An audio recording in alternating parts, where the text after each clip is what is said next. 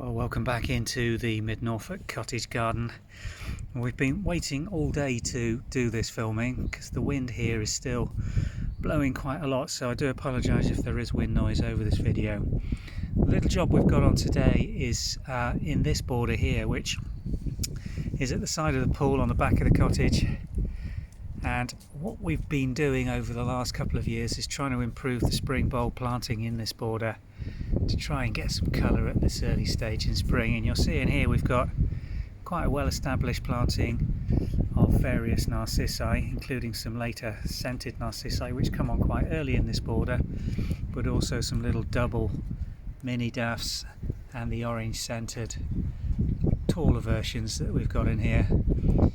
Also in this border earlier on we've extended last year the snowdrop planting, and they've done very well even in the smaller clumps in the centre. So here earlier in the season we've got these little clumps of snowdrops which have extended down from this larger area of planting towards the back of the border. Also got this lovely little blue bulb naturalising through in the gravel on the side of this planting.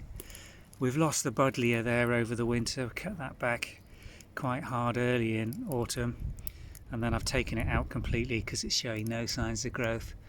There's the other one here, is shooting away nicely. But the job for today is to try and extend this planting of daffs that we've got in here into this central section.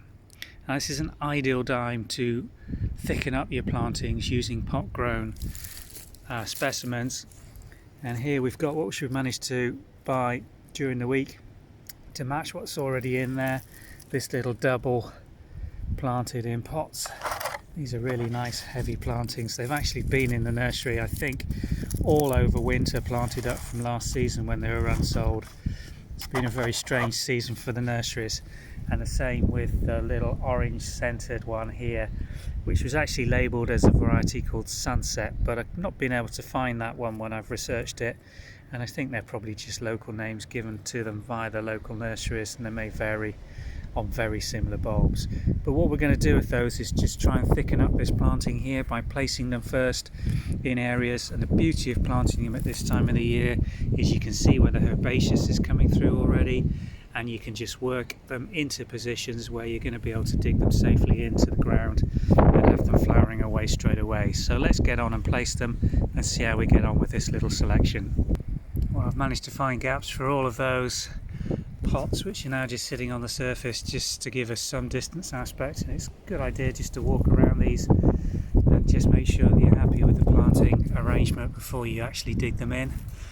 When you come to dig in or plant pots of bulbs like this, it is usually the case that they've been planted much too superficially in the actual pots.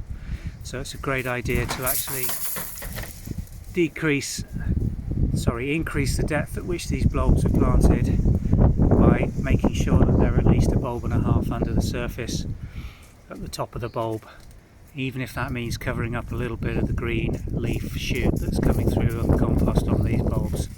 So let's get on here, get these all planted out and see what it looks like, because we've still got the wind blowing and they're not going to help me very much, knocking them all over. So I'll have to work around the wind and a pair of Weimaraners, and I'll show you this border planted up in a couple of minutes. Just thought we'd show you the whole depth that we're putting these in. You can see the soil level here is around here, so we're filling in around these bulbs and planting them about 1.5 inches deeper than they've been grown in the pots, and that'll mean that they've got a good covering of soil and won't get disturbed by birds rooting around in here or anything else, and they'll come up and be really good little flowering clumps next year. And there we go, all planted in, gone in very nicely. What I have forgotten is just how wet this area has been this year with the rain. As soon as you start digging down, the soil is absolutely waterlogged, so absolutely no need to water these in. But we've now extended that planting back into this area. It will still take some more, and this is something we try to do every year, just buy in some new varieties or move some bulbs from other areas in the garden by splitting clumps and planting them in to extend the colour and planting that we particular border. And I like the way this is a mixed planting with these orange centred, the doubles and the ordinary tete-a-tetes, and then it's followed on later with the double-headed scented narcissi. The white ones are Winston Churchill again, and they come on beautifully. There's a lovely clump just at the base of that buddleia white. Don't think they're scented, they're just the taller single-headed narcissi, which are lovely, just pop in the sunlight when these come out.